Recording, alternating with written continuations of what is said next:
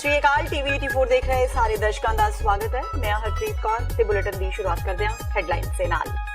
बरगाड़ी बेदगी मामले ते सीबीआई ने लिया यू टर्न, जांच मुड़ आरंभ करने की कही गल। पाकिस्तानी कनैक्शन होने का जताया शंका, कैप्टन ने सीबीआई के फैसले का किया विरोध। करतारपुर लांघे के विरुद्ध बयान देने वाले बीजेपी लीडर सुब्रमण्यम स्वामी ते देशद्रोह का मामला दर्ज करने की कैबिनेट मंत्री सुखजिंदर रंधावा ने की मांग। कहा स्वामी एजेंसियां के आदमी। बलात्कारी डेरा सिरसा मुखी राम रहीम नूं अज अदालत तो चौथी बार लगा झटका। हाई कोर्ट ने राम रहीम की पैरोल अर्जी की रद्द, कहा नहीं मिल सकती जमानत। मुकेरियां तो कांग्रेसी विधायक रजनीश कुमार बब्बी का कैंसर की बीमारी कारण होया देहांत। कैप्टन ने ट्वीट कर जताया शोक। ते अकाली दल के आगू स्वरूप चंद सिंगला ते विश्व हिंदू परिषद के आगू सुखपाल सरान की ऑडियो वायरल। एक दूजे नूं दित्तियां धमकियां। ईसाई धर्म परिवर्तन के प्रोग्राम सिंगला के पैलेस विच करवाए जाण तो नाराज सन सुखपाल सरान। ते हुणे इन्हां खबरां दा विस्तार। पंजाब लई सियासी ते धार्मिक तौर ते बहुत अहम साल 2015 दे बरगाड़ी बेदबी नाल संबंधित मामले बारे सीबीआई ने आखिर यू टर्न क्यों ले लिया। सीबीआई 53 दिन पहला आख चुकी है कि वह हुण यह केस बंद करना चाहती है, पर कल उसने इस मामले की जांच करने की इच्छा प्रगटाई है।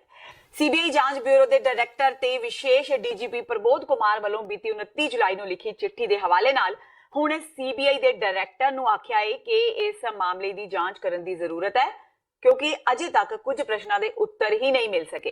सीबीआई का कहना है कि बरगाड़ी कांड विच विदेशी एजेंसियां का हथ भी हो सकता है। जदों बेदबी दीयां ये घटनावां वापर रहीआं सन, उदों 2 पाकिस्तानी नंबर बरगाड़ी विच सरगर्म सन।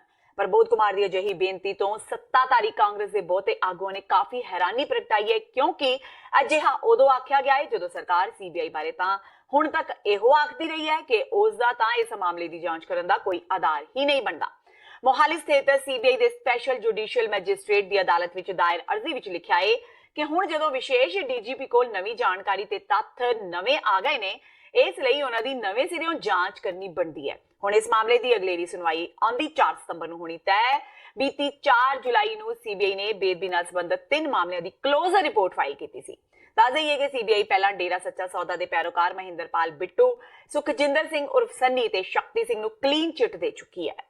सीबीआई के दावियां दा मुख्यमंत्री कैप्टन अमरिंदर सिंह ने विरोध किया है। बेदबी मामलों नूं कानूनी सिट्टे ते लिजाण लई सूबा सरकार के यत्नां विच अड़िक्का डाउण की कोशिश करन दे सीबीआई के कदम नूं सियासी तौर ते प्रेरित दसदिआं पंजाब के मुख्यमंत्री कैप्टन अमरिंदर सिंह ने एडवोकेट जनरल नूं केंद्रीय जांच एजेंसी वालों अपनी बरगाड़ी क्लोजर रिपोर्ट ते आरजी रोक लाउण की दलील की कानूनी तौर ते मुखालफत करने लई आख्या है। मुख्यमंत्री ने एडवोकेट जनरल अतुल नंदा नूं इन्हां मामलों में अगे जांच करने लई सीबीआई की दलील का विरोध करने लई मजबूत केस तैयार करने लई कहा है, क्यों जो इन्हां केसां विच केंद्रीय जांच एजेंसी ने बिना किसी जांच जां आधार दी क्लोजर रिपोर्ट दायर कर दी सी। कैबिनेट मंत्री सुखजिंदर सिंह रंधावा ने बरगाड़ी मामलों में सीबीआई वालों क्लोजर रिपोर्ट देने तो बाद केस नूं मुड़ खोलण बारे वड्डा बयान दिता है। उन्होंने कहा कि इस पिछे सियासत चल रही है।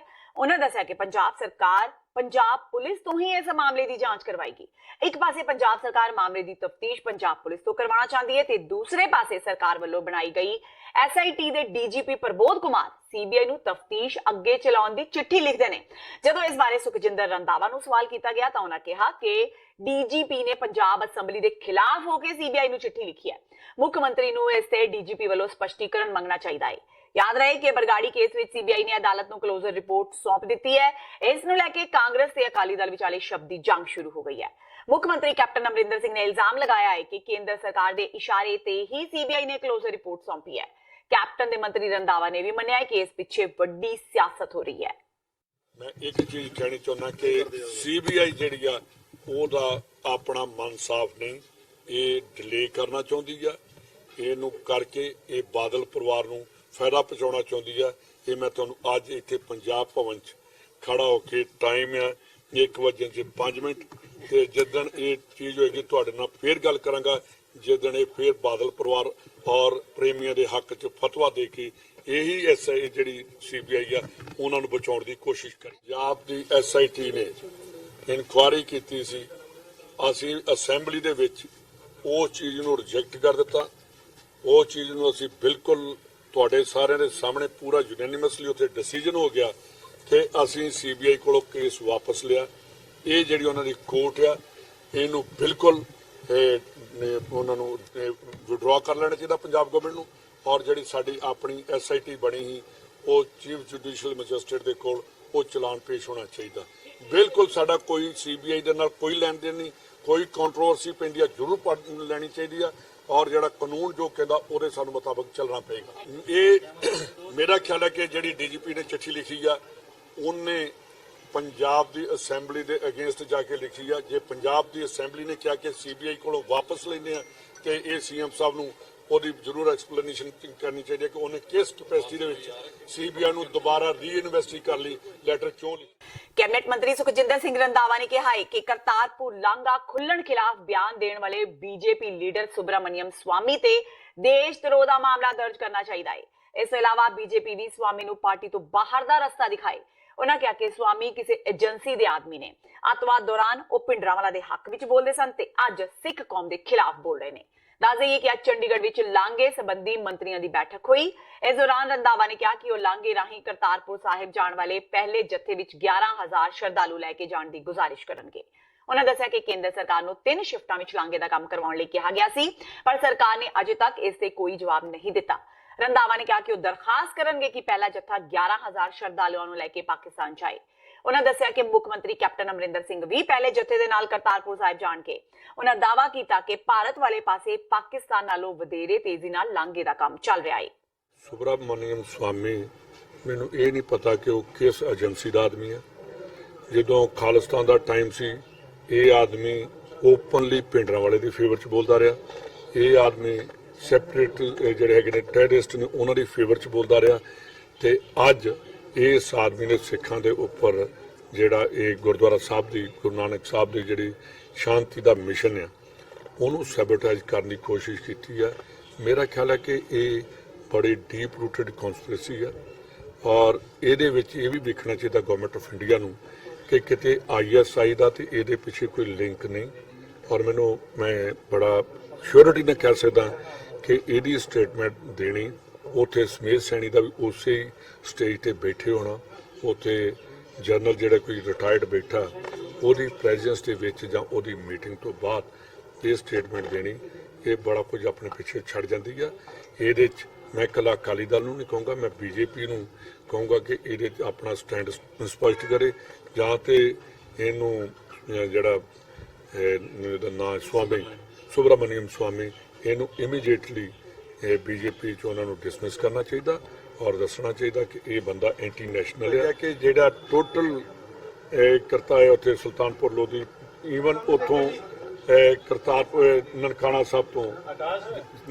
ਸਾਹਿਬ ਤੇ ਜਾਇਆ ਜਾਏਗਾ। ਉੱਥੇ 550 ਦਾ ਜਥਾ ਜਿਹੜਾ ਗਵਰਨਮੈਂਟ ਵੱਲੋਂ ਅਪਰੂਵਲ ਹੀ ਭੇਜ ਦਿਆਂਗੇ। ਉਹਦੇ ਵਿੱਚ MLAs ਵੀ ਹੋਣਗੇ ਔਰ ਆਲ ਪਾਰਟੀ MLAs ਹੋਣਗੇ, MPs ਹੋਣਗੇ, ਉਹਨਾਂ ਦੇ ਨਾਲ ਹੀ ਰਾਜ ਸਭਾ ਦੇ ਮੈਂਬਰ, ਪਾਰਟੀ ਜਿਹੜੀਆਂ ਵੱਖਰੀਆਂ ਪਾਰਟੀਆਂ ਉਹਨਾਂ ਨੂੰ ਕਿਹਾ, ਨਾਲ ਹੀ SGPC ਦੇ 25 ਮੈਂਬਰ ਜਿਹੜੇ ਉਹਨਾਂ ਨੂੰ ਕਿਹਾ ਗਿਆ ਕਿ ਉਹ ਵੀ ਉੱਥੇ ਚੱਲਣ ਤੇ ਉੱਥੇ ਜਿਹੜੇ ਅਖੰਡ ਪਾਠ ਸਾਹਿਬ ਰਖਾ ਕੇ ਤੇ 3 ਤਰੀਕ ਨੂੰ ਉੱਥੋਂ ਗੁਰੂ ਗ੍ਰੰਥ ਸਾਹਿਬ ਦੀ ਜਿਹੜੀ ਗੁਰੂ ਗ੍ਰੰਥ ਸਾਹਿਬ ਲੈ ਕੇ ਆਵਾਂਗੇ ਔਰ ਉਹ 5 ਤਰੀਕ ਨੂੰ ਸੁਲਤਾਨਪੁਰ ਲੋਧੀ ਪਹੁੰਚ ਕਰਕੇ ਤੇ ਉੱਥੇ ਸਹਿਜ ਪਾਠ ਜਿਹੜਾ ਉਹ ਸਟਾਰਟ ਕੀਤਾ ਜਾਏਗਾ।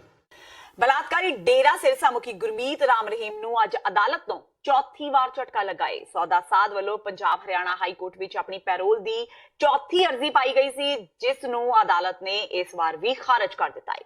ਹਾਈ ਕੋਰਟ ਨੇ ਕਾਨੂੰਨੀ ਵਿਵਸਥਾ ਨੂੰ ਦੇਖਦਿਆਂ ਰਾਮ ਰਹੀਮ ਦੀ ਪੈਰੋਲ ਅਰਜ਼ੀ ਰੱਦ ਕਰ ਦਿੱਤੀ ਹੈ।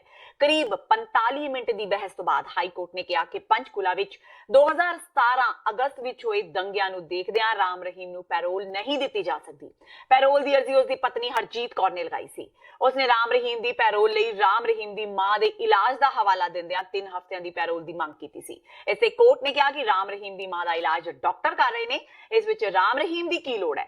ਇਸ ਤੋਂ ਪਹਿਲਾਂ 3 ਵਾਰ ਗੁਰਮੀਤ ਰਾਮ ਰਹੀਮ ਪੈਰੋਲ ਦੀ ਅਰਜ਼ੀ ਲਗਾ ਚੁੱਕੇ ਨੇ। ਪਹਿਲੀ ਵਾਰ ਧੀ ਦੇ ਵਿਆਹ ਦੀ, ਦੂਜੀ ਵਾਰ ਡੇਰੇ ਦੀ ਜ਼ਮੀਨ ਤੇ ਖੇਤੀ ਲਈ ਤੇ ਤੀਜੀ ਵਾਰ ਮਾਂ ਦੇ ਇਲਾਜ ਲਈ, ਪਰ ਹਰ ਵਾਰ ਅਦਾਲਤ ਨੇ ਰਾਮ ਰਹੀਮ ਨੂੰ ਪੈਰੋਲ ਦੇਣ ਤੋਂ ਸਾਫ਼ ਇਨਕਾਰ ਕਰ ਦਿੱਤਾ।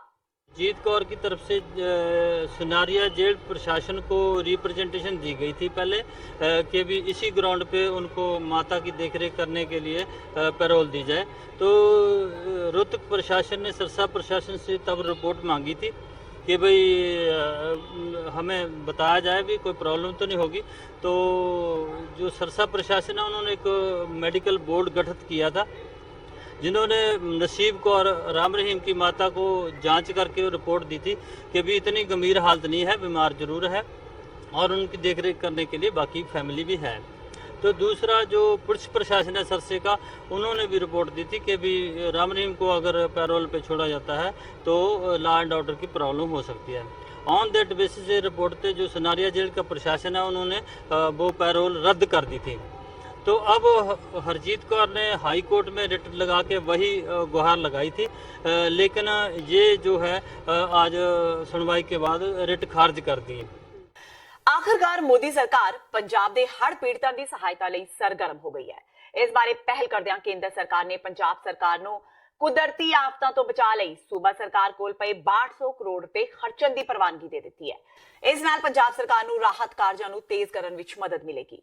ਦਰਅਸਲ ਹੜ੍ਹ ਪੀੜਤ ਰਾਜਾਂ ਦੀ ਸੂਚੀ ਵਿੱਚ ਪੰਜਾਬ ਨੂੰ ਸ਼ਾਮਿਲ ਨਾ ਕੀਤੇ ਜਾਣ ਮਗਰੋਂ ਮੋਦੀ ਸਰਕਾਰ ਦੀ ਕਾਫੀ ਆਲੋਚਨਾ ਹੋਈ ਸੀ। ਇਸ ਤੋਂ ਮੁੱਖ ਮੰਤਰੀ ਕੈਪਟਨ ਅਮਰਿੰਦਰ ਸਿੰਘ ਨੇ ਵੀ ਕੇਂਦਰ ਸਰਕਾਰ ਨੂੰ ਘੇਰਿਆ ਸੀ। ਇਸ ਮਗਰੋਂ ਕੇਂਦਰ ਸਰਕਾਰ ਨੇ ਹੜ੍ਹਾਂ ਦਾ ਜਾਇਜ਼ਾ ਲੈਣ ਲਈ ਪੰਜਾਬ ਵਿੱਚ ਟੀਮ ਭੇਜਣ ਦਾ ਐਲਾਨ ਕੀਤਾ। ਇਸ ਤੋਂ ਇਲਾਵਾ ਹਰ ਤਰ੍ਹਾਂ ਦੀ ਮਾਲੀ ਸਹਾਇਤਾ ਦੇਣ ਦਾ ਭਰੋਸਾ ਦਿੱਤਾ। ਦਰਅਸਲ ਪੰਜਾਬ ਸਰਕਾਰ ਨੇ ਕੇਂਦਰ ਸਰਕਾਰ ਕੋਲ ਹੜ੍ਹ ਪੀੜਤਾਂ ਨੂੰ ਰਾਹਤ ਦੇਣ ਦਾ ਮਾਮਲਾ ਉਠਾਇਆ ਸੀ। ਇਸ ਤੇ ਕੇਂਦਰ ਸਰਕਾਰ ਨੇ ਪੰਜਾਬ ਸਰਕਾਰ ਨੂੰ ਕਿਹਾ ਹੈ ਕਿ ਰਾਜ ਸਰਕਾਰ ਕੋਲ ਕੁਦਰਤੀ ਆਫਤਾਂ ਤੋਂ ਰਾਹਤ ਲਈ ਪੈਸਾ ਪਿਆ ਹੋਇਆ ਹੈ, ਇਸ ਪੈਸੇ ਨੂੰ ਵਰਤ ਲਿਆ ਜਾਵੇ, ਲੋੜ ਪੈਣ ਤੇ ਹੋਰ ਪੈਸਾ ਵੀ ਦੇ ਦਿੱਤਾ ਜਾਵੇਗਾ। ਪੰਜਾਬ ਸਰਕਾਰ ਨੇ ਕੇਂਦਰ ਸਰਕਾਰ ਕੋਲ ਮਾਮਲਾ ਉਠਾਇਆ ਹੈ ਕਿ ਸਰਕਾਰੀ ਇਮਾਰਤਾਂ, ਖਾਸ ਕਰਕੇ ਵਿਦਿਅਕ ਅਦਾਰਿਆਂ ਦੀਆਂ ਇਮਾਰਤਾਂ ਨੂੰ ਕਾਫੀ ਨੁਕਸਾਨ ਪਹੁੰਚਿਆ ਹੈ। ਇਹ ਨੁਕਸਾਨ ਕੁਦਰਤੀ ਆਫਤਾਂ ਅਧੀਨ ਨਹੀਂ ਆਉਂਦਾ। ਇਸ ਨੁਕਸਾਨ ਦੀ ਭਰਪਾਈ ਲਈ ਕੇਂਦਰੀ ਟੀਮ ਜਦੋਂ ਪੰਜਾਬ ਦਾ ਦੌਰਾ ਕਰੇਗੀ ਤਾਂ ਦੌਰੇ ਦੌਰਾਨ ਇਸ ਨੁਕਸਾਨ ਦਾ ਜਾਇਜ਼ਾ ਵੀ ਲਵੇਗੀ। ਕੈਨੇਡਾ ਦੇ ਸੂਬੇ ਕਿਊਬਿਕ ਵਿੱਚ ਬੀਤੇ ਮਹੀਨੇ ਵਿਵਾਦਿਤ ਕਾਨੂੰਨ ਬਿੱਲ 21 ਪਾਸ ਕੀਤਾ ਗਿਆ ਸੀ, ਜਿਸ ਕਾਰਨ ਉਹਨਾਂ ਲੋਕਾਂ ਲਈ ਨੌਕਰੀ ਕਰਨਾ ਮੁਸ਼ਕਿਲ ਹੋ ਗਿਆ ਜਿਹੜੇ ਧਾਰਮਿਕ ਚਿੰਨ੍ਹ ਜਾਂ ਧਾਰਮਿਕ ਪ੍ਰਤੀਕ ਪਹਿਨਦੇ ਨੇ। ਇਸ ਬਿੱਲ ਦੇ ਪਾਸ ਹੋਣ ਤੋਂ ਬਾਅਦ ਮੌਂਟਰੀਅਲ ਵਿੱਚ ਇੱਕ ਸਕੂਲ ਦੀ ਦਸਤਾਰਧਾਰੀ ਅਧਿਆਪਕਾ ਅੰਮ੍ਰਿਤ ਕੌਰ ਨੂੰ ਵੀ ਕਿਊਬਿਕ ਛੱਡਣਾ ਪੈ ਰਿਹਾ ਹੈ। ਇਸ ਬਿੱਲ ਦੇ ਪਾਸ ਹੋਣ ਤੋਂ ਬਾਅਦ ਉਸ ਤੇ ਦਬਾਅ ਪਾਇਆ ਜਾ ਰਿਹਾ ਹੈ ਕਿ ਜਾਂ ਤਾਂ ਉਹ ਦਸਤਾਰ ਸਜਾਉਣੀ ਛੱਡਣ ਜਾਂ ਫਿਰ ਨੌਕਰੀ ਤੇ ਆਣਾ ਛੱਡੇ। ਅੰਮ੍ਰਿਤ ਕੌਰ ਨੇ ਦਸਤਾਰ ਨੂੰ ਪਹਿਲ ਦਿੰਦੇ ਹੋਏ ਨੌਕਰੀ ਛੱਡ ਦਿੱਤੀ। ਇਸ ਮਾਮਲੇ ਤੇ ਐਸਜੀਪੀਸੀ ਨੇ ਨੋਟਿਸ ਲੈਂਦਿਆਂ ਇਸ ਕਾਨੂੰਨ ਨੂੰ ਧਾਰਮਿਕ ਅਧਿਕਾਰਾਂ ਦੀ ਉਲੰਘਣਾ ਕਰਾਰ ਦਿੱਤਾ ਹੈ। ਸ਼੍ਰੋਮਣੀ ਕਮੇਟੀ ਦੇ ਪ੍ਰਧਾਨ ਭਾਈ ਗੋਬਿੰਦ ਸਿੰਘ ਲੋਂਗੋਵਾਲ ਨੇ ਇਸ ਦੀ ਨਿੰਦਾ ਕੀਤੀ ਹੈ। ਸ਼੍ਰੋਮਣੀ ਕਮੇਟੀ ਦੇ ਬੁਲਾਰੇ ਕੁਲਵਿੰਦਰ ਸਿੰਘ ਰਮਦਾਸ ਅਨੁਸਾਰ ਭਾਈ ਗੋਬਿੰਦ ਸਿੰਘ ਲੋਂਗੋਵਾਲ ਨੇ ਇਸ ਕਾਨੂੰਨ ਸੰਬੰਧੀ ਮੁੜ ਨਜ਼ਰਸਾਨੀ ਦੀ ਮੰਗ ਕੀਤੀ ਹੈ।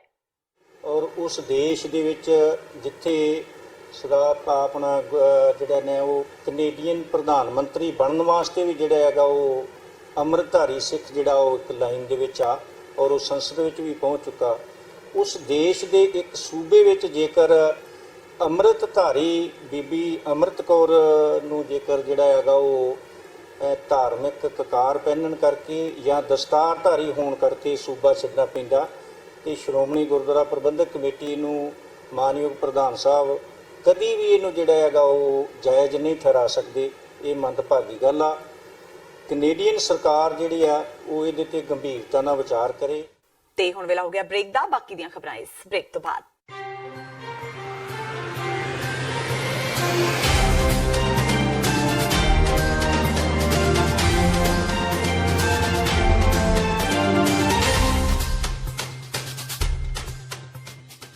ਕੂੜ ਨਖੁੱਟੈ ਨਾਨਕਾ ਓੜਕ ਸੱਚ ਰਹੀ। ਮਨੁੱਖੀ ਇਤਿਹਾਸ ਦੇ ਮੁੱਢਲੇ ਦਿਨਾਂ ਤੋਂ ਨੇਕੀ ਤੇ ਬਦੀ, ਸੱਚ ਤੇ ਝੂਠ ਵਿਚਾਲੇ ਜੰਗ ਰਹੀ ਹੈ, ਜਿਹੜੀ ਅੱਜ ਵੀ ਬਾਦਸਤੂਰ ਜਾਰੀ ਹੈ। ਅੱਜ ਭਾਰਤ ਵਿੱਚ ਨਾਜ਼ੀ ਤਰਜ਼ ਤੇ ਹਿੰਦੀ ਹਿੰਦੁਸਤਾਨ ਵਿੱਚ ਯਕੀਨ ਰੱਖਣ ਵਾਲਿਆਂ ਦੀ ਹਕੂਮਤ ਹੈ। ਇਹ ਚਾਣਕਿਆ ਪੁੱਤਰ ਆਪਣੇ ਝੂਠ ਨੂੰ ਬਾਖੂਬੀ ਕੁੱਲ ਦੁਨੀਆ ਨੂੰ ਵੇਚ ਰਹੇ ਨੇ। ਸਾਲ 2012 ਵਿੱਚ ਸ਼ੁਰੂ ਹੋਏ TV 84 ਦੇ ਸੱਚੋ ਸੱਚ ਪ੍ਰੋਗਰਾਮ ਵਿੱਚ ਹਰ ਖਬਰ ਨੂੰ, ਹਰ ਵਾਪਰੀ ਘਟਨਾ ਨੂੰ ਸੱਚ ਦੀ ਕਸਵੱਟੀ ਤੇ ਪਰਖਿਆ ਜਾਂਦਾ ਹੈ।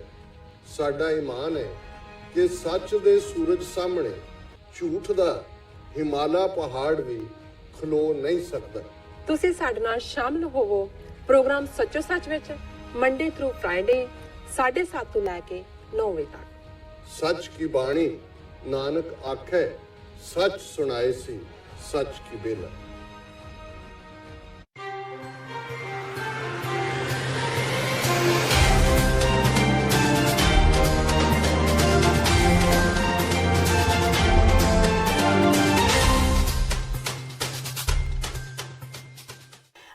ਟੀਵੀ 84 ਦੇ ਖਬਰਾਂ ਦੇ ਬੁਲੇਟਿਨ ਵਿੱਚ ਸਵਾਗਤ ਹੈ। ਵਧਦੇ ਹਾਂ ਅਗਲੀ ਖਬਰ ਵੱਲ। ਹਲਕਾ ਮੁਕੇਰੀਆਂ ਤੋਂ ਕਾਂਗਸੀ ਵਿਧਾਇਕ ਰਜਨੀਸ਼ ਕੁਮਾਰ ਬੱਬੀ ਦਾ ਬਿਮਾਰੀ ਦੇ ਚਲਦਿਆਂ ਅੱਜ ਦੇਹਾਂਤ ਹੋ ਗਿਆ। 59 ਸਾਲਾਂ ਬੱਬੀ ਕਾਫੀ ਲੰਬੇ ਸਮੇਂ ਤੋਂ ਕੈਂਸਰ ਦੀ ਬਿਮਾਰੀ ਨਾਲ ਪੀੜਤ ਸਨ ਤੇ ਚੰਡੀਗੜ੍ਹ ਸਥਿਤ ਪੀਜੀਆਈ ਵਿਖੇ ਉਹਨਾਂ ਦਾ ਇਲਾਜ ਚੱਲ ਰਿਹਾ ਸੀ। ਰਜਨੀਸ਼ ਕੁਮਾਰ ਨੇ ਅੱਜ ਸਵੇਰੇ 3:30 ਵਜੇ ਆਖਰੀ ਸਾਹ ਲਏ। ਰਜਨੀਸ਼ ਕੁਮਾਰ ਬੱਬੀ ਸਾਬਕਾ ਵਿੱਤ ਮੰਤਰੀ ਕੇਵਲ ਕ੍ਰਿਸ਼ਨ ਦੇ ਪੁੱਤਰ ਸਨ। ਦੱਸ ਦਈਏ ਕਿ ਰਜਨੀਸ਼ ਕੁਮਾਰ ਬੱਬੀ ਲਗਾਤਾਰ 2 ਵਾਰ ਮੁਕੇਰੀਆਂ ਤੋਂ ਵਿਧਾਇਕ ਚੁਣੇ ਗਏ ਸਨ। ਵਿਧਾਇਕ ਦੀ ਮੌਤ ਨਾਲ ਹਲਕੇ ਵਿੱਚ ਸੋਗ ਦੀ ਲਹਿਰ ਹੈ। ਉੱਥੇ ਹੀ ਮੁੱਖ ਮੰਤਰੀ ਕੈਪਟਨ ਅਮਰਿੰਦਰ ਸਿੰਘ ਨੇ ਟਵੀਟ ਕਰਕੇ ਰਜਨੀਸ਼ ਕੁਮਾਰ ਬੱਬੀ ਦੀ ਮੌਤ ਤੇ ਦੁੱਖ ਦਾ ਪ੍ਰਗਟਾਵਾ ਕੀਤਾ ਹੈ। ਕੈਪਟਨ ਨੇ ਟਵੀਟ ਕਰਕੇ ਕਿਹਾ ਹੈ ਕਿ ਰਜਨੀਸ਼ ਕੁਮਾਰ ਬੱਬੀ ਦੀ ਮੌਤ ਦੀ ਖਬਰ ਸੁਣ ਕੇ ਉਹਨਾਂ ਨੂੰ ਬਹੁਤ ਦੁੱਖ ਪਹੁੰਚਿਆ ਹੈ। ਸਮਾਜਿਕ ਤੌਰ ਤੇ ਜੇ ਦੇਖਿਆ ਜਾਵੇ ਤੇ ਇਸ ਪਰਿਵਾਰ ਦੀ ਸਮਾਜ ਦੇ ਲਈ ਬਹੁਤ ਵੱਡੀ ਦੇਣ ਹੈ, ਨਾਲ ਕਾਂਗਰਸ ਪਾਰਟੀ ਲਈ ਵੀ ਬੜੀ ਵੱਡੀ ਦੇਣ ਹੈ। ਔਰ 2 ਵਾਰ ਐਮਐਲਏ ਰਜਨੀਸ਼ ਕੁਮਾਰ ਬੱਬੀ ਖੁਦ ਰਹੇ, 7 ਵਾਰ ਇਹਨਾਂ ਦੇ ਫਾਦਰ ਡਾਕਟਰ ਕੇਵਲ ਕ੍ਰਿਸ਼ਨ ਰਹੇ। ਔਰ ਕਾਂਗਰਸ ਪਾਰਟੀ ਦੇ ਵਿੱਚ ਇਹਨਾਂ ਦਾ ਇੱਕ ਅਕਸ ਹੈ ਪੰਜਾਬ ਲੈਵਲ ਤੇ ਨੈਸ਼ਨਲ ਲੈਵਲ ਤੇ। ਪਰ ਬੱਬੀ ਦਾ ਚਲੇ ਜਾਣਾ, ਰਜਨੀਸ਼ ਕੁਮਾਰ ਬੱਬੀ ਦਾ ਚਲੇ ਜਾਣਾ, ਮੈਂ ਆਪਣੇ ਆਪ ਤੇ ਜ਼ਾਤੀ ਤੌਰ ਤੇ ਵੀ ਸਮਝਦਾ ਵੀ ਬਹੁਤ ਵੱਡਾ ਮੇਰੇ ਲਈ ਵੀ ਲਾਸ ਹੈ, ਕਾਂਗਰਸ ਪਾਰਟੀ ਲਈ ਵੀ ਲਾਸ ਹੈ, ਪਰਿਵਾਰ ਲਈ ਤਾਂ ਜਿੱਥੇ ਲਾਸ ਹੈ ਹੀ ਹੈ, ਬਹੁਤ ਵੱਡਾ ਲਾਸ ਹੈ। ਬਠਿੰਡਾ ਵਿੱਚ ਅਕਾਲੀ ਦਲ ਦੇ ਸਾਬਕਾ ਵਿਧਾਇਕ ਸਰੂਪ ਚੰਦ ਸਿੰਗਲਾ ਤੇ ਵਿਸ਼ਵ ਹਿੰਦੂ ਪ੍ਰੀਸ਼ਦ ਦੇ ਆਗੂ ਸੁਖਪਾਲ ਸਰਾਂ ਦੀ ਇੱਕ ਆਡੀਓ ਵਾਇਰਲ ਹੋਈ ਹੈ। ਇਸ ਵਿੱਚ ਦੋਵੇਂ ਇੱਕ ਦੂਜੇ ਨੂੰ ਧਮਕੀਆਂ ਦਿੰਦੇ ਸੁਣਾਈ ਦੇ ਰਹੇ ਨੇ, ਨਾਲ ਹੀ ਗਾਲੀ ਗਲੋਚ ਵੀ ਕਰ ਰਹੇ ਨੇ। ਦਰਅਸਲ ਕੁਝ ਦਿਨ ਪਹਿਲਾਂ ਈਸਾਈ ਧਰਮ ਦਾ ਇੱਕ ਪ੍ਰੋਗਰਾਮ ਸਰੂਪ ਚੰਦ ਸਿੰਗਲਾ ਦੇ ਨਿੱਜੀ ਮੈਰਿਜ ਪੈਲੇਸ ਵਿੱਚ ਹੋਇਆ ਸੀ, ਜਿਸ ਦਾ ਵਿਸ਼ਵ ਹਿੰਦੂ ਪ੍ਰੀਸ਼ਦ ਵੱਲੋਂ ਵਿਰੋਧ ਕੀਤਾ ਗਿਆ ਸੀ। ਵਿਸ਼ਵ ਹਿੰਦੂ ਪ੍ਰੀਸ਼ਦ ਦਾ ਇਲਜ਼ਾਮ ਹੈ ਕਿ ਅਜਿਹੇ ਪ੍ਰੋਗਰਾਮਾਂ ਰਾਹੀਂ ਈਸਾਈ ਧਰਮ ਪਰਿਵਰਤਨ ਕਰਵਾਉਂਦੇ ਨੇ। ਇੰਨਾ ਹੀ ਨਹੀਂ, ਵਿਸ਼ਵ ਹਿੰਦੂ ਪ੍ਰੀਸ਼ਦ ਦੇ ਆਗੂ ਸੁਖਪਾਲ ਸਰਾਂ ਇਹ ਵੀ ਕਹਿ ਰਹੇ ਨੇ ਕਿ ਉਹ ਇਹ ਮੁੱਦਾ ਅਕਾਲੀ ਦਲ ਦੀ ਸੀਨੀਅਰ ਲੀਡਰਸ਼ਿਪ ਕੋਲ ਲੈ ਕੇ ਜਾਣਗੇ।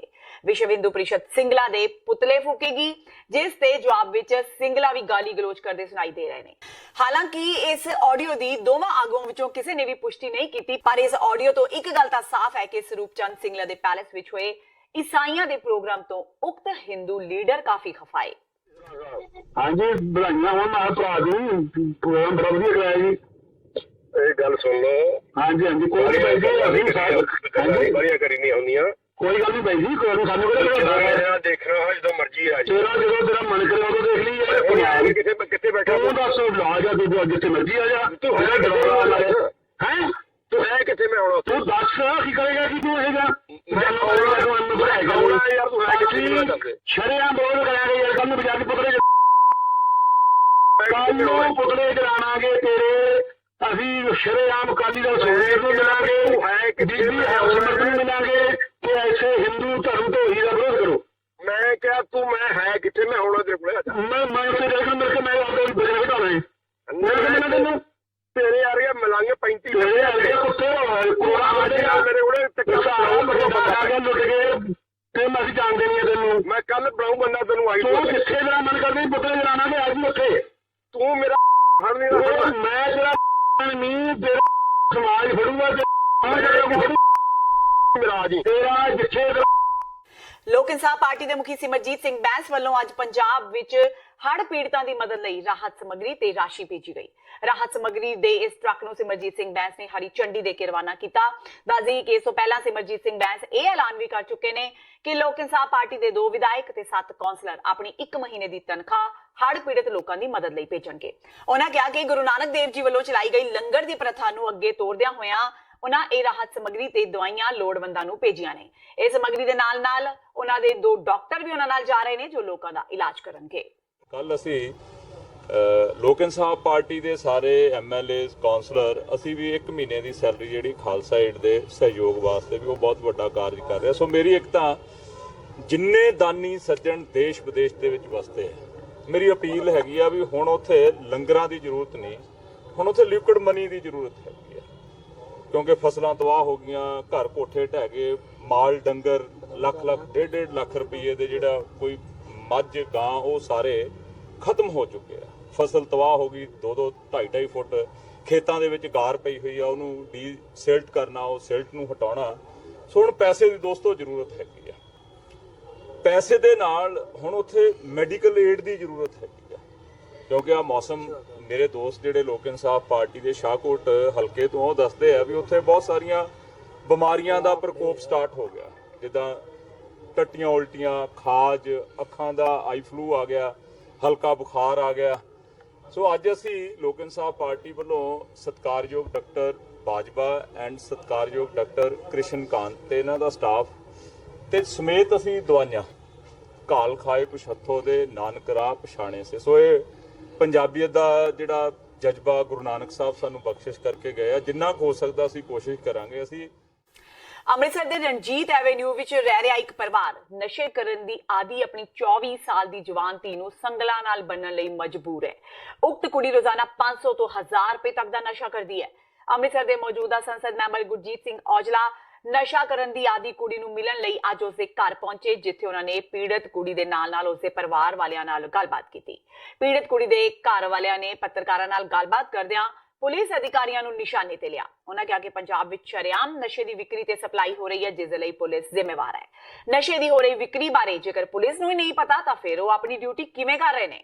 ਪਤਾ ਲੱਗਾ ਸੋਸ਼ਲ ਮੀਡੀਆ ਤੇ ਕੱਲ ਮੈਨੂੰ ਵੀ ਬੜਾ ਮਹਿਸੂਸ ਹੋਇਆ ਕਿ ਅੰਮ੍ਰਿਤਸਰ ਦੇ ਸ਼ਹਿਰ ਦੇ ਜਿੱਦਾਂ ਬੱਚੀ ਨੂੰ ਸੰਗਲੀ ਮਾਰੀ ਹੋਵੇ, ਜੇ ਕਿਤੇ ਹੋਰ ਹੋਵੇ ਤੇ ਇਹਦਾ ਇੰਨਾ ਲੋਕ ਧਿਆਨ ਨਹੀਂ ਦਿੰਦੇ, ਪਰ ਜਦੋਂ ਅੰਮ੍ਰਿਤਸਰ ਸ਼ਹਿਰ ਦਾ ਨਾਂ ਆਉਂਦਾ ਤੇ ਗੁਰੂ ਰਾਮਦਾਸ ਜੀ ਦਾ ਨਗਰੀ ਦਾ ਨਾਂ ਜਦੋਂ ਆਉਂਦਾ ਹੈ ਤੇ ਫਿਰ ਸਾਨੂੰ ਬੜਾ ਮਹਿਸੂਸ ਹੁੰਦਾ ਇਸ ਗੱਲ ਦਾ, ਔਰ ਲੋਕ ਫਿਰ ਬੜਾ ਮਾੜਾ ਚੰਗਾ ਸੋਚਦੇ ਸ਼ਹਿਰ ਬਾਰੇ। ਸੋ ਮੈਂ ਉਹਦਾ ਪਤਾ ਲੈਣਾ ਆ।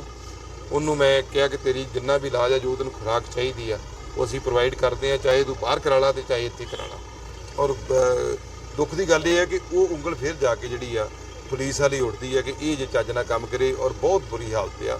ਔਰ ਹੇਠਲੇ ਲੈਵਲ ਤੇ ਇੱਥੇ ਚਲੇ ਜਾਈਏ 88 ਫੁੱਟ ਚਲੇ ਰੋਡ ਤੇ ਚਲੇ ਜਾਓ, ਮਕਬੂਲਪੁਰੇ ਚਲੇ ਜਾਈਏ, ਸੁਲਤਾਨਵਿੰਡ ਚਲੇ ਜਾਈਏ, ਵੇਰਕੇ ਚਲੇ ਜਾਈਏ, ਮਤਲਬ ਚਾਰ ਫੇਰਾ ਸ਼ਹਿਰ ਦਾ ਤੁਸੀਂ ਆ ਜਾਓ। ਸਲਮ ਇਸ ਵੇਲੇ ਟਾਰਗੇਟ ਹੋ ਰਹੇ ਨੇ, ਗਰੀਬ ਬੱਚੇ ਜਿਹੜੇ ਵਿਹਲੇ ਤੁਰੇ ਫਿਰਦੇ ਨੇ ਉਹਨਾਂ ਨੂੰ ਟਾਰਗੇਟ ਕੀਤਾ ਜਾ ਰਿਹਾ। ਸੋ ਮੈਂ ਇਹ ਸਾਰੀ ਜਿਹੜੀ ਗੱਲ ਹੈ ਸੀਐਮ ਸਾਹਿਬ ਦੇ ਅੱਗੇ ਰੱਖੂੰਗਾ ਕਿ ਇਹਦੇ ਵਾਸਤੇ ਸਾਨੂੰ ਕਮਿਸ਼ਨਰ ਐਸਐਸਪੀ ਤੋਂ ਲੈ ਕੇ ਹੇਠਲੇ ਪੱਧਰ ਤੱਕ ਜ਼ਿੰਮੇਵਾਰੀ ਦੇਣੀ ਪਊਗੀ। ਇਹ ਨਹੀਂ ਕਿ ਇੱਕ ਐਸਐਚਓ ਸਸਪੈਂਡ ਹੋ ਗਿਆ ਜਾਂ ਥੱਲੇ ਪੁਲਿਸ ਵਾਲਾ ਏਐਸਆਈ ਸਸਪੈਂਡ ਹੋ ਗਿਆ, ਇਹਦੀ ਜ਼ਿੰਮੇਵਾਰੀ ਨਹੀਂ। ਜ਼ਿੰਮੇਵਾਰੀ ਉੱਤੇ ਵੀ ਬਰਾਬਰ ਆਉਂਦੀ ਹੈ, ਇਹ ਬਰਾਬਰ ਜ਼ਿੰਮੇਵਾਰੀ ਦੇਣੀ ਪਊ। ਜੇ ਇੱਕ ਐਸਐਸਪੀ ਦੇ ਜਾਂ ਇੱਕ ਐਸਪੀ ਦੇ ਹੇਠਾਂ 5-4 ਕੇਸ ਇਹੋ ਜਿਹੇ ਨਿਕਲ ਆਉਂਦੇ, ਐਸਟੀਐਫ ਲੈ ਜਾਂਦੀ ਆ, ਜਦ ਕਿ ਸੀਐਮ ਸਾਹਿਬ ਬਹੁਤ ਸਖਤ ਨੇ ਇਸ ਮਸਲੇ ਦੇ ਵਿੱਚ, ਐਸਟੀਐਫ ਨੂੰ ਪੂਰੇ ਅਖਤਿਆਰ ਦਿੱਤੇ ਗਏ ਨੇ। ਪਰ ਜੇ ਫਿਰ ਵੀ ਕੋਈ ਇਹੋ ਜਿਹੀ ਗੱਲ ਆਉਂਦੀ ਹੈ ਤੇ ਉਹ ਸੰਬੰਧਿਤ ਮੈਂ ਸਮਝਦਾ ਥੱਲੇ ਤੋਂ ਲੈ ਕੇ ਉੱਤੇ ਕਾਰਵਾਈ ਹੋਣੀ ਚਾਹੀਦੀ। ਇਹਦੇ ਬਾਰੇ ਗੱਲ ਜਿਹੜੀ ਸੀਐਮ ਸਾਹਿਬ ਅੱਗੇ ਦੁਆਬਾ ਕਿਸਾਨ ਕਮੇਟੀ ਨੇ ਦੋਸ਼ ਲਗਾਇਆ ਹੈ ਕਿ ਕੈਪਟਨ ਸਰਕਾਰ ਵੱਲੋਂ ਕੀਤੇ ਗਏ ਵਾਅਦੇ ਮੁਤਾਬਕ ਕਿਸਾਨਾਂ ਨੂੰ ਗੰਨੇ ਦੀ 25 ਰੁਪਏ ਪ੍ਰਤੀ ਕੁਇੰਟਲ ਅਦਾਇਗੀ ਦਾ ਸ਼ੂਗਰ ਮਿੱਲਾਂ ਵੱਲੋਂ ਭੁਗਤਾਨ ਨਹੀਂ ਕੀਤਾ ਜਾ ਰਿਹਾ।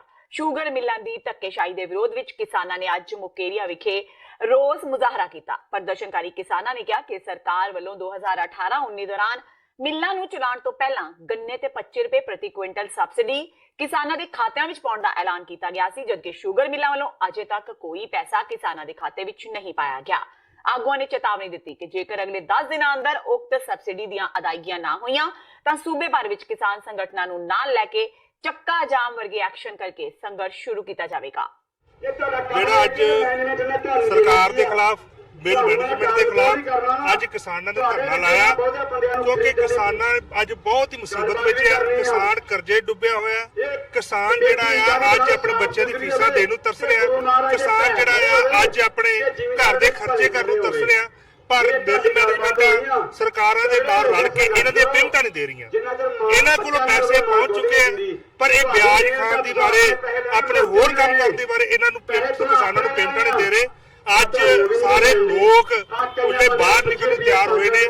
ਮੈਂ ਧੰਨਵਾਦ ਕਰਦਾ ਇਹ ਕਿਸਾਨ ਕਮੇਟੀਆਂ ਦਾ ਜਿਹੜੀਆਂ ਇਕੱਠੀਆਂ ਹੋ ਕੇ ਐਕਸ਼ਨ ਕਮੇਟੀਆਂ ਨੇ ਅੱਜ ਧਰਨਾ ਲਾਇਆ। ਅਸੀਂ ਸਾਰੇ ਇੱਥੇ ਪਹੁੰਚੇ ਆ, ਔਰ ਜੇ ਸਰਕਾਰ ਇਹੋ ਹੀ ਕੰਮ ਕਰਦੀ ਰਹੀ, ਜੇ ਕਿਸਾਨਾਂ ਦੇ ਪੈਸੇ ਨਾ ਦਿੱਤੇ ਤਾਂ ਅੱਜ ਤਾਂ ਤੁਹਾਡੇ ਸਾਹਮਣੇ ਜਿਸ ਤਰ੍ਹਾਂ ਧਰਨਾ ਲੱਗਾ, ਇਸ ਤੋਂ ਬਹੁਤ ਵੱਡਾ ਧਰਨਾ ਅਗਲੇ ਦਿਨਾਂ ਵਿੱਚ ਲੱਗਣ ਜਾ ਰਿਹਾ। ਉਹਦੇ ਵਿੱਚ ਸਰਕਾਰ ਜ਼ਿੰਮੇਵਾਰ ਹੋਊਗੀ। ਫੇਸਬੁੱਕ ਤੇ ਚੈਟਿੰਗ ਨਾਲ ਸ਼ੁਰੂ ਹੋਇਆ ਪਿਆਰ ਲਾਵਾਂ ਲੈਣ ਤੋਂ ਬਾਅਦ ਪਰਵਾਨ ਚੜ ਗਿਆ। ਅਮਰੀਕਾ ਤੋਂ ਆਈ ਕੁੜੀ ਨੇ ਅੰਮ੍ਰਿਤਸਰ ਦੇ ਸਕੂਟਰ ਮਕੈਨਿਕ ਨਾਲ ਵਿਆਹ ਕਰਵਾ ਲਿਆ। ਦੋਵਾਂ ਦੀ 7 ਮਹੀਨੇ ਪਹਿਲਾਂ ਫੇਸਬੁੱਕ ਤੇ ਦੋਸਤੀ ਹੋਈ। ਅਮਰੀਕਾ ਤੋਂ ਆਈ ਕੁੜੀ ਨੇ ਅੰਮ੍ਰਿਤਸਰ ਵਿੱਚ ਇੱਕ ਸਕੂਟਰ ਮਕੈਨਿਕ ਨਾਲ ਲਵ ਮੈਰਿਜ ਕਰਵਾਈ। ਦੋਵਾਂ ਦੀ ਗੱਲਬਾਤ ਫੇਸਬੁੱਕ ਰਾਹੀਂ 7 ਮਹੀਨੇ ਪਹਿਲਾਂ ਸ਼ੁਰੂ ਹੋਈ ਸੀ ਤੇ ਗੱਲ ਵਿਆਹ ਤੱਕ ਪਹੁੰਚ ਗਈ। ਪਰ ਮੁੰਡੇ ਕੋਲ ਜ਼ਿਆਦਾ ਪੈਸੇ ਨਾ ਹੋਣ ਕਰਕੇ ਉਹ ਅਮਰੀਕਾ ਨਹੀਂ ਜਾ ਸਕਦਾ ਸੀ ਤੇ ਕੁੜੀ ਨੇ ਇੱਥੇ ਆ ਕੇ ਆਪਣੇ ਪ੍ਰੇਮੀ ਨਾਲ ਵਿਆਹ ਕਰਵਾਇਆ। ਮੁੰਡੇ ਦੇ ਪਰਿਵਾਰ ਵਾਲਿਆਂ ਦਾ ਕਹਿਣਾ ਹੈ ਕਿ ਉਹ ਆਪਣੇ ਬੱਚਿਆਂ ਦੀ ਖੁਸ਼ੀ ਵਿੱਚ ਖੁਸ਼ ਨੇ। My love. I love Colin. How did it begin? We met on Facebook. What do you like about this guy? About this guy, everything. He's awesome. His hair is nice. He has a nice body. He's respectful. He's polite. I don't know, should I have said that? He has a sense that's innate to him of how he is supposed to act. He's very respectable. Facebook request ਪਾਈ ਸੀ, accept ਉਹਨੇ ਕੀਤੀ। ਅੱਗੋਂ ਗੱਲ ਹੁੰਦੇ friend ਤੋਂ ਫਿਰ friendship ਤੱਕ ਆ ਗਈ, ਤੇ ਫਿਰ ਉਸ ਤੋਂ ਬਾਅਦ ਮੈਰਿਜ ਤੱਕ ਆ ਗਈ। ਤੇ ਮੈਂ ਕਿਹਾ ਮੈਂ ਤੇ ਆ ਨਹੀਂ ਸਕਦਾ ਇੰਨੀ ਦੂਰ, ਤੇ ਮੈਂ ਕਿਹਾ ਅੱਗੋਂ ਤੁਹਾਡੀ ਮਰਜ਼ੀ ਹੈ, ਜੇ ਤੁਸੀਂ ਆਉਣਾ ਚਾਹੁੰਦੇ ਤੇ ਆ ਜਾਓ, ਕੋਈ ਗੱਲ ਨਹੀਂ। ਮੈਂ ਜੇ ਤੁਸੀਂ ਨਾਲ ਹੋ ਤੇ ਮੈਂ ਵੀ ਨਾਲ ਹਾਂ, ਪਿੱਛੇ ਨਹੀਂ ਮੈਂ ਹਟਦਾ। ਹਾਂਜੀ। ਤੇ ਫਿਰ ਉਸ ਤੋਂ ਬਾਅਦ ਆਏ ਸੀ, ਪਹੁੰਚੇ। ਕਦੋਂ ਆਏ ਸੀ? ਆਏ ਸੀ 15 ਤਰੀਕ ਨੂੰ ਜੀ, ਰੱਖੜੀ ਵਾਲੇ ਦਿਨ ਸ਼ਾਮ ਨੂੰ। ਕਿੰਨੀ ਦਿਨ ਗੱਲ ਰਹੀ ਤੁਹਾਡੀ? ਘੱਟੋ ਘੱਟ 6-7 ਮਹੀਨੇ ਰਹੀ। 6 ਮਹੀਨੇ। ਤੇ ਤੁਹਾਡੀ ਫੈਮਿਲੀ ਵਿੱਚ ਸਾਰੇ ਐਗਰੀ? ਇਹਨਾਂ ਦੀ ਫੈਮਿਲੀ ਚ ਐਗਰੀ ਸਾਰੇ? ਹਾਂਜੀ। ਫੈਮਿਲੀ ਨਾਲ ਗੱਲ ਹੁੰਦੀ ਇਹਨਾਂ ਦੇ? ਹਾਂਜੀ, ਇਹਨਾਂ ਦੀ ਮਦਰ ਨਾਲ ਗੱਲ ਹੁੰਦੀ ਮੇਰੀ। ਕੀ ਕਹਿੰਦੇ ਹੋ? ਠੀਕ, ਖੁਸ਼, ਹੈਪੀ। ਨਸ਼ੇ ਦਾ ਅਜਗਰ ਪੰਜਾਬ ਵਿੱਚ ਦਿਨ-ਬ-ਦਿਨ ਕਿਸੇ ਨਾ ਕਿਸੇ ਨੌਜਵਾਨ ਨੂੰ ਨਿਗਲ ਰਿਹਾ ਹੈ। ਤਾਜ਼ਾ ਮਾਮਲਾ ਫਿਰੋਜ਼ਪੁਰ ਦੇ ਹਲਕਾ ਜ਼ੀਰਾ ਦਾ ਹੈ, ਜਿੱਥੋਂ ਦੇ ਪਿੰਡ ਕਸਵਾਣਾ ਵਿੱਚ ਇੱਕ ਨੌਜਵਾਨ ਜੋ ਕਿ 50 ਕਿੱਲਿਆਂ ਦਾ ਮਾਲਕ ਸੀ ਤੇ ਬੀਤੀ ਰਾਤ ਇਹ ਨੌਜਵਾਨ ਪਿੰਡ ਮਿਹਰ ਸਿੰਘ ਵਾਲਾ ਵਿਖੇ ਆਪਣੇ ਕਿਸੇ ਦੋਸਤ ਦੇ ਘਰ ਆਇਆ ਹੋਇਆ ਸੀ ਤਾਂ ਉੱਥੇ ਦੋਸਤਾਂ ਨਾਲ ਮਿਲ ਕੇ ਨਸ਼ਾ ਕਰਦੇ ਹੋਏ ਨਸ਼ੇ ਦੀ ਓਵਰਡੋਜ਼ ਹੋ ਜਾਣ ਕਾਰਨ ਉਸ ਦੀ ਮੌਤ ਹੋ ਗਈ। ਪਿੰਡ ਵਾਸੀਆਂ ਵੱਲੋਂ ਪਰਿਵਾਰ ਨੂੰ ਇਨਸਾਫ ਦਿਵਾਉਣ ਲਈ ਨਜ਼ਦੀਕੀ ਨੈਸ਼ਨਲ ਹਾਈਵੇ ਤੇ ਸਥਿਤ ਪਿੰਡ ਮਿਹਰ ਸਿੰਘ ਵਾਲਾ ਵਿਖੇ ਧਰਨਾ ਲਗਾ ਦਿੱਤਾ ਗਿਆ। ਦੀ ਅੱਜ ਪਿੰਡ ਮਿਹਰ ਸਿੰਘ ਵਾਲਾ ਵਿੱਚ ਕੋਈ ਜ਼ਹਿਰੀਲੀ ਚੀਜ਼ ਜਾਂ ਨਸ਼ੀਲੀ ਚੀਜ਼ 5 ਦੋਸ਼ੀਆਂ ਨੂੰ ਦੇਣ ਕਰਕੇ ਮੌਤ ਹੋ ਗਈ ਹੈ, ਜਿਨ੍ਹਾਂ 5 ਦੋਸ਼ੀਆਂ ਦੇ ਖਿਲਾਫ ਅਸੀਂ 302 IPC ਤਹਿਤ ਪਰਚਾ ਦਰਜ ਕੀਤਾ ਹੈ। ਜਲਦੀ ਦੋਸ਼ੀਆਂ ਨੂੰ ਫੜ ਕੇ ਇਹਨਾਂ ਦਾ ਚਲਾਨ ਠੋਕ ਕਰਾਂਗੇ। ਤਰਨਤਾਰਨ ਜ਼ਿਲ੍ਹੇ ਦੇ ਥਾਣਾ ਸ਼੍ਰੀ ਗੋਇੰਦਵਾਲ ਸਾਹਿਬ ਦੀ ਪੁਲਿਸ ਨੇ ਗੈਂਗਸਟਰ ਗੁਰਿਕਬਾਲ ਮੀਤ ਸਿੰਘ ਹੰਸਾਵਾਲਾ ਨੂੰ ਗ੍ਰਿਫਤਾਰ ਕਰਨ ਦਾ ਦਾਅਵਾ ਕੀਤਾ ਹੈ। ਪੁਲਿਸ ਨੇ ਫੜੇ ਗਏ ਗੈਂਗਸਟਰ ਕੋਲੋਂ 30 ਬੋਰ ਦਾ ਇੱਕ ਪਿਸਤੌਲ ਤੇ 26 ਕਾਰਤੂਸ ਬਰਾਮਦ ਕਰਨ ਦੀ ਵੀ ਗੱਲ ਕਹੀ ਹੈ। ਪੁਲਿਸ ਨੇ ਮੁਲਜ਼ਮ ਖਿਲਾਫ ਅਸਲਾ ਐਕਟ ਤਹਿਤ ਮਾਮਲਾ ਦਰਜ ਕਰ ਲਿਆ ਹੈ। ਪੁਲਿਸ ਅਧਿਕਾਰੀਆਂ ਮੁਤਾਬਕ ਉਹਨਾਂ ਨੂੰ ਸੂਚਨਾ ਮਿਲੀ ਸੀ ਕਿ ਗੈਂਗਸਟਰ ਗੁਰਿਕਬਾਲ ਮੀਤ ਸਿੰਘ ਹੰਸਾਵਾਲਾ ਵਾਰਦਾਤ ਕਰਨ ਦੀ ਫਿਰਾਕ ਵਿੱਚ ਹੈ, ਜੋ ਇਲਾਕੇ ਵਿੱਚ ਹਥਿਆਰ ਲੈ ਕੇ ਕਿਸੇ ਵਾਰਦਾਤ ਨੂੰ ਅੰਜਾਮ ਦੇਣ ਲਈ ਘੁੰਮ ਰਿਹਾ ਹੈ ਤੇ ਸੂਹ ਮਿਲਣ ਤੋਂ ਬਾਅਦ ਪੁਲਿਸ ਨੇ ਉਸ ਨੂੰ ਧਰ ਦਬੋਚਿਆ। ਪੁਲਿਸ ਅਧਿਕਾਰੀਆਂ ਮੁਤਾਬਕ ਗੁਰਿਕਬਾਲ ਮੀਤ ਵੱਲੋਂ ਕਿੰਨੀਆਂ ਘਟਨਾਵਾਂ ਨੂੰ ਅੰਜਾਮ ਦਿੱਤਾ ਗਿਆ ਤੇ ਉਸ ਦੇ ਸੰਪਰਕ ਵਿੱਚ ਹੋਰ ਕੌਣ ਗੈਂਗਸਟਰ ਨੇ, ਇਸ ਸੰਬੰਧੀ ਵੀ ਗੰਭੀਰਤਾ ਨਾਲ ਜਾਂਚ ਕੀਤੀ ਜਾ ਰਹੀ ਹੈ। ਨਾਕਾਬੰਦੀ ਦੌਰਾਨ ਜਿਹੜਾ ਇੱਕ ਗੁਰਿਕਬਾਲ ਮੀਤ ਸਿੰਘ ਆ, ਇਹ ਗੈਂਗਸਟਰ ਆ, ਇਹਨੂੰ ਅਰੈਸਟ ਕੀਤਾ ਵਾ ਔਰ FIR ਨੰਬਰ 157 ਦਰਜ ਕੀਤੀ ਆ 25 ਚੰਗਾ ਨਾਟ। ਇਹ ਜਿਹੜਾ ਗੁਰਿਕਬਾਲ ਮੀਤ ਸਿੰਘ ਆ ਉਰਫ ਰੋਬਨ, ਇਹ ਪਿੰਡ ਹੰਸਾਵਾਲਾ ਦਾ, ਇਹ ਜਿਹੜੇ 133 ਨੰਬਰ FIR ਸੀ ਗੋਂਦਵਾਲ ਦੇ ਵਿੱਚ 2018 ਦੇ ਵਿੱਚ ਗੈਂਗਵਾਰ ਹੋਈ ਸੀ 2 ਗਰੁੱਪਾਂ ਦੇ ਵਿੱਚ, ਗੈਂਗਸਟਰਾਂ ਦੇ ਗਰੁੱਪਾਂ ਦੇ, ਜਿਸ 'ਚ 3 ਗੈਂਗਸਟਰ ਤੇ ਇੱਕ ਰਾਹਗੀਰ ਦੇ ਜਿਹੜਾ ਮਾਰੇ ਗਿਆ ਸਨ। ਉਹਦੇ ਵਿੱਚ ਇਹ ਦੋਸ਼ੀ ਸਾਨੂੰ ਲੋੜੀਂਦਾ ਸੀ ਬਹੁਤ, ਤੇ ਗ੍ਰਿਫਤਾਰੀ ਦੌਰਾਨ ਇੱਕ ਇਹਦੇ ਕੋਲ ਪਿਸਟਲ ਮਿਲਿਆ, ਇੰਪੋਰਟਡ ਪਿਸਟਲ, ਬਹੁਤ ਵਧੀਆ ਕੁਆਲਿਟੀ ਦਾ, ਬਾਹਰ ਦਾ ਵਾ, ਬਹੁਤ ਹੀ ਮਹਿੰਗਾ ਕੋਸਟਲੀ ਆ। ਇਹਦੀ 30 ਬੋਰ ਦਾ, ਇਹਦੀ ਅਰੈਸਟ ਪਾਤੀ ਹੈ, ਹੁਣ ਉਹਦਾ ਰਿਮਾਂਡ ਲੈਂਦੇ ਆ।